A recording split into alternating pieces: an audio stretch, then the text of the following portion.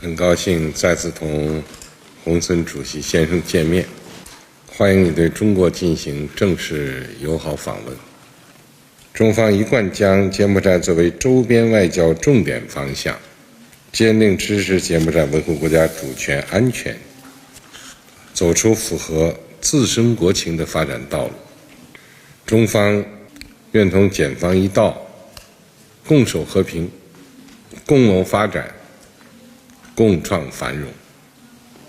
扎实推进中柬命运共同体建设，为推进构建人类命运共同体树立典范。ខ្ញុំសូមអរគុណចំពោះប្រសាសន៍ស្វាគមន៍ដ៏កក់ក្ដៅនិងសូមឯកភាពខ្ពស់ចំពោះការវិតម្លៃរបស់អាយដាមអំពីទំនាក់ទំនងរវាងប្រទេសយើងទាំងពីរជាមិត្តដៃថែបដែលកំពុងរួមគ្នាកសាងសហគមន៍វាសនារួមគ្រប់ត្រូវការក្នុងយុគសម័យថ្មី